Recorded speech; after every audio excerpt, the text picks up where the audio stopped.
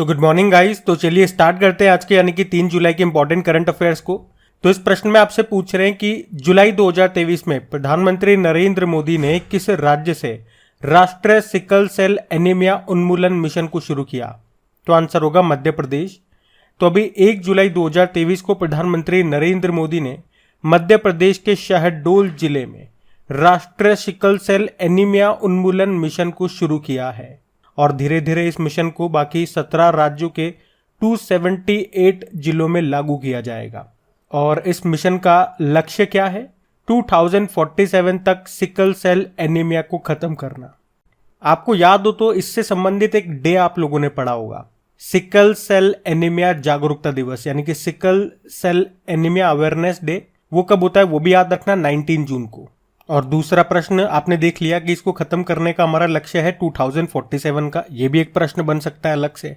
अब ये है क्या एक्चुअली में? तो ये खून की कमी से जुड़ी एक बीमारी है। ये एक अनुवांशिक रक्त विकार है। इसमें जो ब्लड सेल्स हैं या तो उनका शेप और साइज बदल जाता है, जो क्या करती है, खून की नसों में ब्लॉकेज कर देती है, रुकावट का काम करती है। मतलब ये आरबीसी की जो शेप है वो हंस्याकार हो जाती है। यहाँ पे सिकल का मतलब हो गया हंस्याकार, चंद्राकार हो जाती है। और सिकल सेल एनीमिया में आरबीसी भी मर जाती है, जिसके कारण शरीर में खून की कमी हो जाती है और जिसके कारण ही कई जरूरी अंग, हमारे जो ऑर्गन है वो भी डैमेज हो जाते हैं। तो एक बार फिर से सुनो, प्रश्न इंपॉर्टेंट है। क्या क्या प्रश्न बन सकते हैं इस एक ही प्रश्न से कि अभी प्रधानमंत्री नरेंद्र मोदी ने किस राज्य से राष्ट्रीय सिकल सेल एनीमिया उन्मूलन मिशन की शुरुआत की है? तो मध्य प्रदेश के शहडोल से। इसको खत्म करने का लक्ष्य 2047 और sickle cell anaemia awareness day ये 19 जून को मनाते हैं। और फोर्ब्स की एक रिपोर्ट भी आई थी, उसके अनुसार सिकल सेल एनीमिया के प्रसार में भारत दुनिया में दूसरे स्थान पर है। और एक राष्ट्रीय स्वास्थ्य मिशन की एक रिपोर्ट आई थी, उसके अनुसार भारत में सिकल सेल एनीमिया से पीड़ित व्यक्ति सबसे ज्यादा आपको मध्य प्रदेश में मिलेंगे। इसलिए इस मिशन की शुरुआत मध्य प्रदेश से ही की है। अच्छा, अगर मैं आपसे पूछूं आरबीसी का कब्रिस्तान किसे कहते हैं? प्लीहा को, स्प्लीन को। और ब्लड सेल्स कहाँ पे बनते हैं? अस्थि मज्जा में, बोन मैरो में। वे ग्रुप के खोजकर्ता कौन है? Karl Landsteiner. और ब्लड का पीएच मान कितना होता है? 7.4 होता है। अच्छा, एक डिजीज आपने सुनी होगी, शाही रोग जिसे कहते हैं, रॉयल डिजीज। क्या कहते हैं उसका नाम क्या है, प्रॉपर नाम क्या है? हीमोफीलिया। उसमें क्या होता है? रक्त का थक्का, क्लोटिंग नहीं होता, ब्लड क्लोट नहीं होता। और विटामिन B9 का रासायनिक नाम क्या है? फॉलिक एसिड है। इसकी कमी से कौन सा रोग होता है? एनीमिया। अच्छा, अगर मैं पूछूं सर्वग्राही यानी कि यूनिवर्सल एक्सेप्टर, ये कौन सा ब्लड ग्रुप है? AB positive. और यूनिवर्सल डोनर सर्वदाता कौन सा है? O नेगेटिव है। तो ये जो मैंने आपको अभी एक्स्ट्रा प्रश्न बताया ना, इन सभी पे प्रश्न आ चुके हैं आपके एग्जाम में, प्रश्न बनते हैं एग्जाम में। तो ये मैंने वन लाइनर में आपको यूं समझो याद करवा दिए, तो इनको याद रखना। हम बढ़ते हैं आगे। फिर बताइए, अभी हाल ही में अमेरिका के द्वारा प्रमाणित विश्व की पहली इलेक्ट्रिक फ्लाइंग कार का नाम क्या है? तो आंसर होगा LF Mod A। तो अमेरिका की एक ऑटोमोटिव और विमानन कंपनी है LF एरोनॉटिक्स, जिसने अभी घोषणा की है कि उसकी उड़ने वाली कार को अमेरिका से विशेष उड़ान योग्यता सर्टिफिकेट मिला है। तो आपको बता दूं 2015 में ये कंपनी बनी थी और जब इसका लक्ष्य था दुनिया की पहली उड़ने वाली कार बनाना, और अब 2023 में कंपनी अमेरिकी सरकार से अपनी उड़ने वाली कार LF Mod A जिसका नाम है, इसके लिए अप्रूवल पाने वाली पहली कंपनी बन गई है। ये कार 100% इलेक्ट्रिक है। इसे आप सार्वजनिक सड़कों पर भी चला सकते हो। अगर इसकी रेंज की बात करें, अगर इस कार को आप हवा में उड़ाओगे तो इसकी रेंज आपको मिलेगी 177 किलोमीटर, और रोड पे चलाओगे तो इसकी रेंज होगी 322 किलोमीटर। अच्छा, यहाँ पे कुछ करंट अफेयर्स के प्रश्न अगर मैं आपसे पूछूं, तो पहला प्रश्न तो आपका ये बनेगा कि अभी 2030 तक सरकारी विभागों में 100% इलेक्ट्रिक व्हीकल प्रयोग का लक्ष्य रखने वाला पहला राज्य कौन सा बना? तो आंसर होगा उत्तर प्रदेश।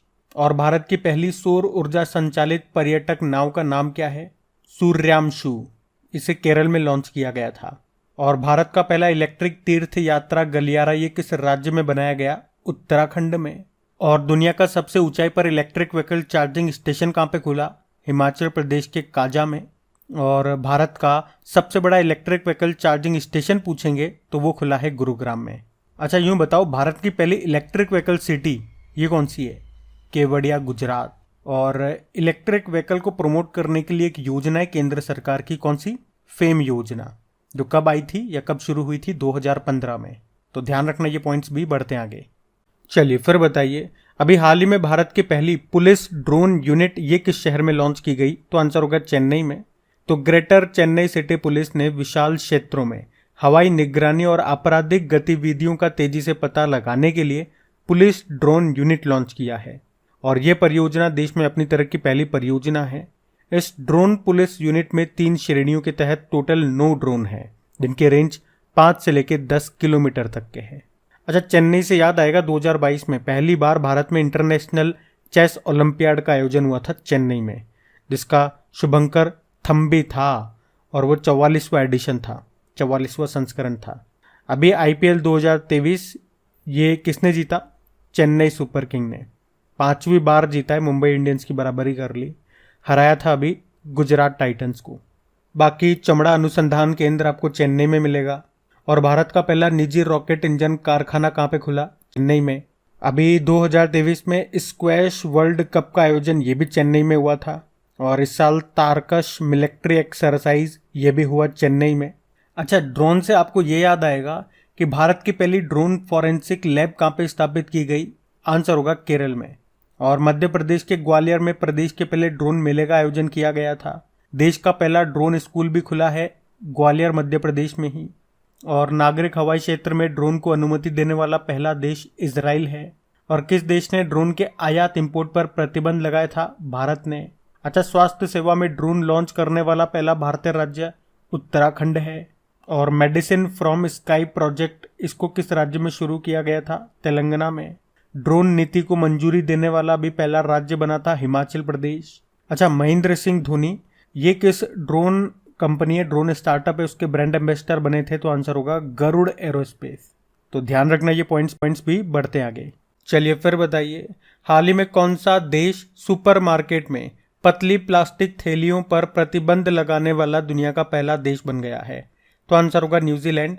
तो अभी न्यूजीलैंड ये उन पतले प्लास्टिक बैगों पर प्रतिबंध लगाने वाला पहला देश बन गया है जिनका उपयोग सुपरमार्केट के ग्राहक अपने फल और सब्जियां इकट्ठा करने के लिए करते हैं। इससे पहले न्यूजीलैंड सरकार ने 2019 में मोटे प्लास्टिक शॉपिंग बैग पर प्रतिबंध लगाया था, जिसका उपयोग ग्राहक अपनी किराने की वस्तुओं को घर ले जाने के लिए करते थे। अच्छा, आपको याद है भारत में भी सिंगल यूज प्लास्टिक पे बैन लगाया गया था। कब? 1 जुलाई 2022 को। अगर मैं पूछूं कि पहली Indian plastic waste neutral FMCG company कौन सी बनी? तो आंसर होगा डाबर। और single use plastic buy back योजना को किसने शुरू किया? हिमाचल प्रदेश ने। बाकी देखो, न्यूजीलैंड की बात करें तो कैपिटल वेलिंगटन है, करेंसी है न्यूजीलैंड डॉलर और प्रधानमंत्री है क्रिस हैपकिंस।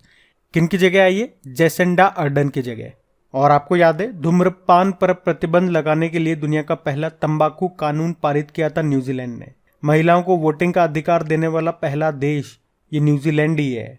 और 2023 में फीफा वुमेन्स वर्ल्ड कप ये 2 देशों में होंगे, ऑस्ट्रेलिया और न्यूजीलैंड, जिसका शुभंकर यानी कि मैस्कॉट है तजुनी। तजुनी रिप्रेजेंट करता है एक पेंगुइन को। तो ध्यान रखना ये पॉइंट्स बढ़ते आगे। चलिए फिर बताइए, अभी हाल ही में सीनियर महिला राष्ट्रीय फुटबॉल चैंपियनशिप किसने जीत ली? तो आंसर होगा तमिलनाडु ने। तो senior women national football championship ये हुई कहाँ पे? अमृतसर के गुरु नानक स्टेडियम में। इस बार ये इसका 27वां संस्करण था, जिसको जीता है तमिलनाडु ने। किसे हराया या उपविजेता कौन है? हरियाणा। तमिलनाडु ने दूसरी बार ये चैंपियनशिप जीती है।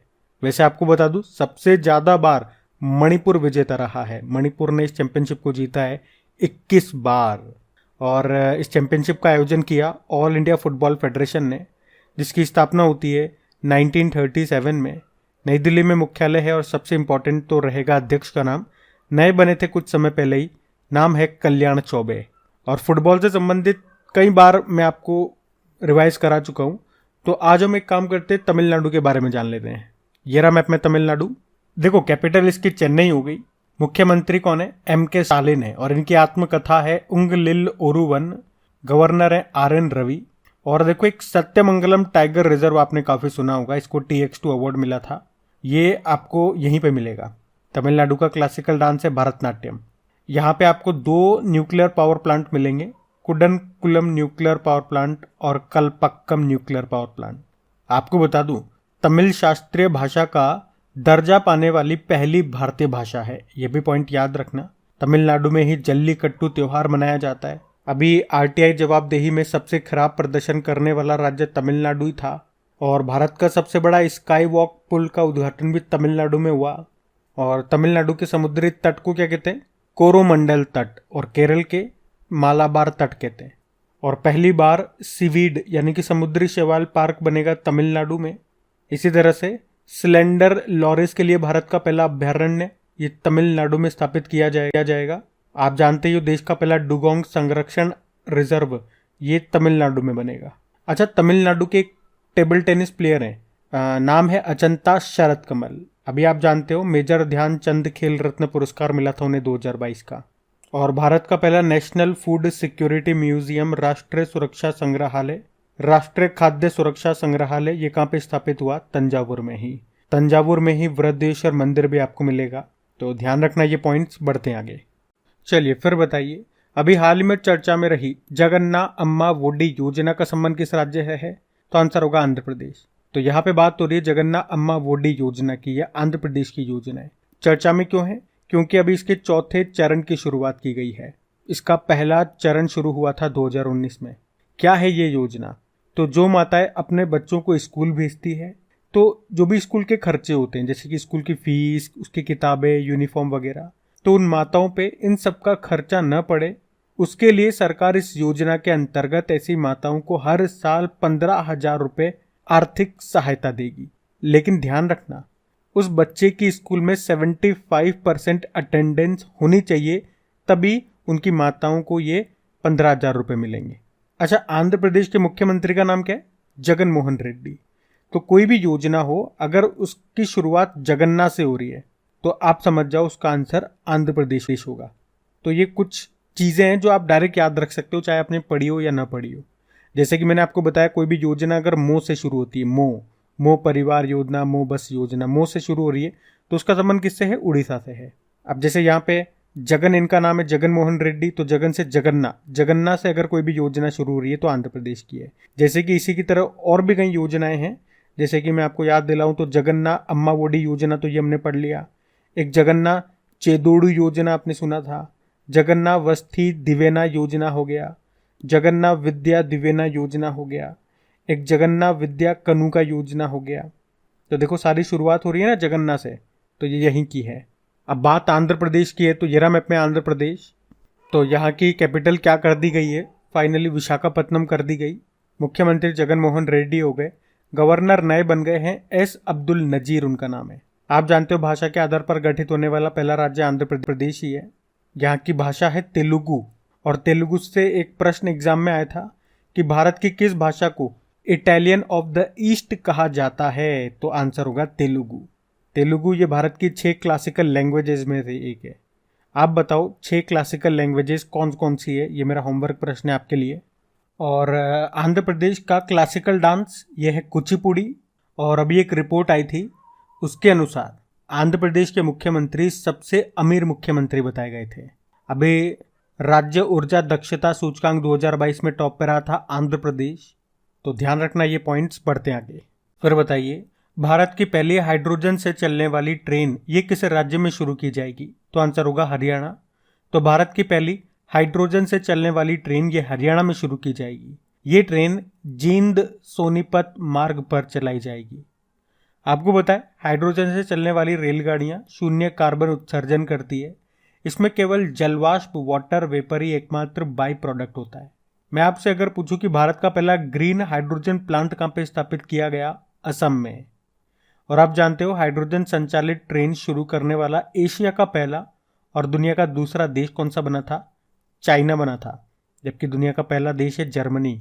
और आप जानते हो भारत का पहला hydrogen internal combustion engine truck बनाया है रिलायंस ने। और भारत अपनी पहली अपशिष्ट से हाइड्रोजन परियोजना ये कहाँ पे स्थापित करेगा? पुणे में। और भारत का पहला बायोमास आधारित हाइड्रोजन प्लांट ये कहाँ पे स्थापित होगा? मध्य प्रदेश के खंडवा जिले में। तो ध्यान रखना, ये पॉइंट्स भी बढ़ते हैं आगे। चलिए फिर बताइए, अभी हाल ही में किस राज्य ने इतवारी स्टेशन का नाम बदलकर सुभाष चंद्र बोस के नाम पर करने का फैसला किया?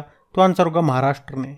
एक्चुअली में अभी महाराष्ट्र सरकार ने नागपुर जिले के इतवारी रेलवे स्टेशन का नाम बदलकर नेताजी सुभाष चंद्र बोस इतवारी स्टेशन रखने का फैसला किया है। अभी आपको याद होगा कुछ समय पहले महाराष्ट्र ने वर्सोवा बांद्रा सी लिंक का नाम वीर सावरकर सेतु किया था, अहमदनगर का नाम अहिल्या नगर किया था और औरंगाबाद का नाम छत्रपति संभाजी नगर कर दिया।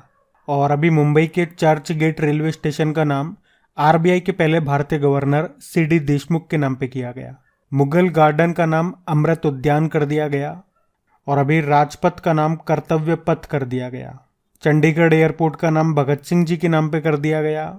और यूं बताओ, अंडमान निकोबार के माउंट हैरियट का नाम क्या कर दिया गया? माउंट मणिपुर कर दिया गया। केंद्र सरकार ने नेहरू संग्रहालय, नेहरू म्यूजियम का नाम प्रधानमंत्री संग्रहालय कर दिया। तो ध्यान रखना ये पॉइंट्स। बढ़ते हैं आगे। चलिए फिर बताइए, अभी हाल ही में अंतर्राष्ट्रीय सहकारिता दिवस कब मनाया गया? तो आंसर होगा 1 जुलाई को। तो याद रखना ये जुलाई के पहले शनिवार को मनाया जाता है ये दिन। तो इस बार हमने इसको 1 जुलाई को मनाया। मनाने का उद्देश्य क्या है? वैश्विक स्तर पर सहकारी समितियों को बढ़ावा देना और एक ऐसा वातावरण तैयार करना जो उनके विस्तार और लाभ को बढ़ावा दे। और थीम क्या है इस बार की? Cooperative partners for accelerated sustainable development. 1 जुलाई को हमने कौन कौन से दिन मनाए? National doctor day, chartered accounts day, राष्ट्रीय डाक कर्मचारी दिवस और ये अंतर्राष्ट्रीय सहकारिता दिवस। वैसे एक जीएसटी डे भी होता है, वो भी 1 जुलाई को होता है, वो भी ध्यान रखना। और अब जुलाई के डेज स्टार्ट हो चुके हैं, तो साथ के साथ याद करते हुए चलना। पूरा जुलाई के मंथ में जब भी डे वाला क्वेश्चन आएगा, इस मंथ के जितने भी इंपॉर्टेंट डेज होंगे बार बार मैं आपको रिवाइज कराऊंगा। बस आपको क्या करना है, मेरे साथ साथ बोलना है और ये चीजें आपको याद हो जाएंगी। पूरे महीने भर आपको रिवाइज कराऊंगा मैं डेज। तो अभी तो ये ध्यान रखना। हम बढ़ते हैं आगे। इस प्रश्न में आपसे पूछ रहे हैं, अभी हाल ही में संयुक्त राष्ट्र विकास कार्यक्रम यूनाइटेड नेशन डेवलपमेंट प्रोग्राम के नए उप प्रमुख किसे नियुक्त किया गया? तो आंसर होगा जू हाओलियांग को। जू हाओलियांग नाम से ही क्लियर है, चाइना के हैं ये। और अभी ये यूनाइटेड नेशन डेवलपमेंट प्रोग्राम के नए डेप्यूटी चीफ बने हैं। पर हमारे कॉम्पिटिटिव एग्जाम में इनके नाम से ज्यादा इंपॉर्टेंट किसी भारतीय का नाम होगा। मतलब इन्होंने जिनको रिप्लेस किया है वो एक भारतीय हैं। उनका नाम है उषा राव मोनारी। उनके स्थान पे ही आए हैं। वे अभी तक यूनाइटेड नेशन डेवलपमेंट प्रोग्राम की डेप्यूटी चीफ थी। इसलिए ये प्रश्न मैं आपको करा रहा हूँ। देखो, यूनाइटेड नेशन डेवलपमेंट प्रोग्राम की स्थापना होती है 1965 में। न्यूयॉर्क में हेडक्वार्टर है और इसके हेड कौन है? अचिम स्टेनर है। और जो आपका ह्यूमन डेवलपमेंट इंडेक्स होता है ना, उसी को यही जारी करता है यूनाइटेड नेशन डेवलपमेंट प्रोग्राम। बाकी लिंडा याकारिनो ये ट्विटर की सीईओ हैं और डिल्मा रूसेफ याद है आपको, न्यू डेवलपमेंट बैंक के अध्यक्ष बने थे, ब्राजील से हैं। अब हम कल के करंट अफेयर्स का क्विक रिवीजन करेंगे। अच्छा, आज से मैं कुछ नया स्टार्ट करने की सोच रहा हूं और आज मैंने उसको ऐड भी किया है इसमें। क्या है वो? तो पहले हम कल का रिवीजन कर लेते हैं, उसके बाद मैं आपको बताता हूं। पहला प्रश्न पूछा था नेशनल चार्टर्ड अकाउंट्स डे कब मनाया गया? 1 जुलाई को। फिर आपसे पूछा भारत का कौन सा बैंक दुनिया का चौथा सबसे मूल्यवान बैंक बन गया? HDFC। पहले स्थान पे JP मॉर्गन है अमेरिका का। फिर आपसे पूछा अभी किस राज्य सरकार ने 1 टैप 1 ट्रे अभियान शुरू किया? उत्तर प्रदेश ने। फिर आपसे पूछा अभी किस राज्य में भारत का सबसे बड़ा प्राकृतिक आर्क खोजा गया? उड़ीसा में। फिर पूछा भारत के सॉलिसिटर जनरल कौन बन गए फिर से? Tushar Mehta. Attorney general R Venkataramani है। फिर पूछा अभी लोज़ैन डायमंड लीग 2023 में कौन विजेता रहा? नीरज चोपड़ा। फिर पूछा अभी यूके इंडिया अवार्ड्स में global Indian icon of the year पुरस्कार से किसे सम्मानित किया गया? MC मैरी कॉम को। बॉक्सर हैं ये, मणिपुर की हैं। फिर पूछा अंतर्राष्ट्रीय संसदीय दिवस कब मनाया? 30 जून को। फिर पूछा अभी किस कंपनी ने गैलेक्टिक 01 से अंतरिक्ष में अपना पहला व्यावसायिक मानव मिशन पूरा किया? Virgin galactic. और आखिरी प्रश्न है किस देश ने पहली बार घरेलू हाइपरसोनिक ग्लाइड वाहन VMAX का सफल परीक्षण किया? तो आंसर होगा फ्रांस ने। अब देखो, जो आपकी करंट अफेयर्स की क्लास होती है इसमें 10 इंपॉर्टेंट क्वेश्चन मैं आपको कराता हूँ। कहने को तो 10 क्वेश्चंस हैं, लेकिन अगर आप इसको ध्यान से और डेली अगर देखते होंगे तो हर क्वेश्चन में 5-10 फैक्ट मैं आपको रिवाइज कराता हूँ पुराने करंट अफेयर्स के, जिस टॉपिक से संबंधित वो प्रश्न होता है, या अगर किसी राज्य की बात हो रही हो तो उससे संबंधित करंट अफेयर्स मैं आपको वहीं पर रिवाइज करा देता हूँ। उसके अलावा लास्ट में मैं आपको एक दिन पहले के करंट अफेयर्स का फिर से रिवाइज करवा देता हूं ताकि आप चीज़ों को भूलो नहीं। अब यहाँ पे छोटी सी चीज़ और ऐड कर रहा हूं मैं, मतलब डेली ये फिक्स नहीं होगा। जैसे कि कभी मैंने कुछ इंपॉर्टेंट अवार्ड्स 2023 के कुछ इंपॉर्टेंट अवार्ड्स रिवाइज करा दिए, कभी अपॉइंटमेंट्स रिवाइज करा दिए, कभी साइंस के प्रश्न लेकर के आ गया, कभी पॉलिटी के लेकर के आ गया। 2-5 प्रश्न इस तरह से हम करते रहेंगे, चलते रहेंगे, तो इससे चीज़ें हमारे माइंड में रहेगी और एग्जाम में इन चीज़ों से कहीं ना कहीं बेनिफिट हमें मिलेगा। ज़्यादा समय हमें देना नहीं है, मुश्किल से 1 या 2 मिनट लास्ट में और बढ़ जाएंगे। और अगर 1-2 मिनट बढ़ा करके अगर एग्जाम में कहीं 1 आध नंबर फंस गया आपका, तो वो बहुत बड़ी बात होगी। जैसे आज हम क्या करेंगे, कुछ चर्चित खिलाड़ियों की बात करेंगे जो अभी 2023 में चर्चा में रहे। किस कारण से चर्चा में रहे देखते चलते हैं। और मैं ये जो नई पहल शुरू कर रहे हैं हम लोग, नया इनिशिएटिव, कुछ ऐसा ही समझें। अगर पसंद आता है तो प्लीज़ वीडियो को लाइक ज़रूर करें, नहीं करा अभी तक तो कर दो, अभी कर दो। और अपने दोस्तों के साथ में भी शेयर ज़रूर करें, क्योंकि जिस तरह से हमारे जो व्यूज़ का ग्राफ जो गिरता जा रहा है, अगर वो बढ़े तो मुझे लगे कि हाँ, जो मैं नया कुछ करने की कोशिश कर रहा हूँ आप लोगों के लिए, वो आप लोगों को पसंद आ रहा है, तो मैं उसे कंटिन्यू रखूं और उसमें और कुछ नया करने की कोशिश करूं और अच्छा बनाऊं। वरना ये इसी तरह से गिरता रहा तो मुझे लगेगा कि आपको ये भी पसंद नहीं आया, तो इसे ही बंद करो। शेयर ज़रूर करना है, बस इतना सा कर दो आप दोस्तों के साथ में, जो भी स्टडी ग्रुप है वहाँ पे शेयर कर दो। बाकी क्विज बना करके मैं आपकी देता ही हूँ आपके क्रैक एग्जाम एप्लीकेशन पे। PDF कोई पूछ रहे हैं तो PDF भी आपको वहीं पे मिल जाएगी। क्रैक एग्जाम एप्लीकेशन का लिंक नीचे डिस्क्रिप्शन बॉक्स में है। चलो अभी देखते हैं। तो देखो, इसमें पहला पॉइंट है हमारा अचंता शरद कमल का नाम। 2022 का मेजर ध्यानचंद खेल रत्न पुरस्कार इन्हें मिला था। उसके बाद PT उषा का नाम आपने सुना था, भारतीय ओलंपिक संघ के अध्यक्ष बनी थी और पहली महिला अध्यक्ष बनी थी ये। उसके अलावा सरबजोत सिंह, भोपाल में जो शूटिंग वर्ल्ड कप 2023 हुआ था उसमें गोल्ड मेडल जीता था। तो याद रखना, सरबजोत सिंह का संबंध किससे है? शूटिंग से, शूटर है ये। उसके अलावा निकहत जरीन, महिला विश्व मुक्केबाजी चैंपियनशिप 2023 में 50 किलोग्राम भार वर्ग में स्वर्ण पदक इन्होंने जीता था। निकहत जरीन का संबंध किससे है? मुक्केबाजी से, बॉक्सर है। एक सायंतन दास की बात करें तो भारत के 81वें ग्रैंड मास्टर बने, पश्चिम बंगाल से इनका संबंध है। सैम करन की बात करें तो IPL ऑक्शन 2023 में सबसे महंगे खिलाड़ी चुने गए थे, ये इंग्लैंड से हैं। और किलियन एम्बाप्पे की बात करेंगे, अभी जो फीफा वर्ल्ड कप हुआ था 2022 के लास्ट में, जो कि इसका 22वां संस्करण था, कहाँ पे हुआ था? वो कतर में हुआ था, जिसका शुभंकर था, मैस्कॉट था लाइब। अर्जेंटीना ने जीता था फ्रांस को हरा के। तो गोल्डन बूट अवार्ड उसमें जीता था किलियन एम्बाप्पे ने। अब आपके लिए 2 प्रश्न होंगे, गोल्डन ग्लव अवार्ड और गोल्डन बॉल अवार्ड ये किसने जीता ये बताओ। बाकी लवलीना बोर्गोहेन, महिला विश्व मुक्केबाजी चैंपियनशिप 2023 में 75 किलोग्राम वर्ग में गोल्ड इन्होंने जीता था। और Harmanpreet Kaur Wisden cricketer of the year 2023 पुरस्कार इनको मिला। तो इसी तरह से हर वीडियो के लास्ट में किसी एक टॉपिक को हम सेलेक्ट करके उसके 10-5 क्वेश्चन डेली कर लेंगे, जिससे हमारा रिवीजन होता चलेगा। टॉपिक चेंज करते रहेंगे ताकि हमारा इंटरेस्ट बना रहे, आप बोर भी ना हो। अब जैसे आज स्पोर्ट्स से हमने बात कर ली, कल कुछ और टॉपिक ले लेंगे, परसों कुछ और ले लेंगे, बीच में साइंस ले आएंगे, तो बोर भी नहीं होंगे और आपका चीज़ें रिवाइज भी होती रहेंगी। अब होमवर्क प्रश्न देखते हैं और सेशन एंड करते हैं। तो कल के वीडियो में आपसे पूछा गया था कि अप्रैल 2023 में इन्योकोस 2023 अंतर्राष्ट्रीय युद्ध अभ्यास का आयोजन ये कहाँ पे हुआ? तो आंसर होगा ग्रीस में। आप सभी ने प्रश्न का बिल्कुल सही उत्तर दिया है। अब ये रहा आज का आपका होमवर्क प्रश्न।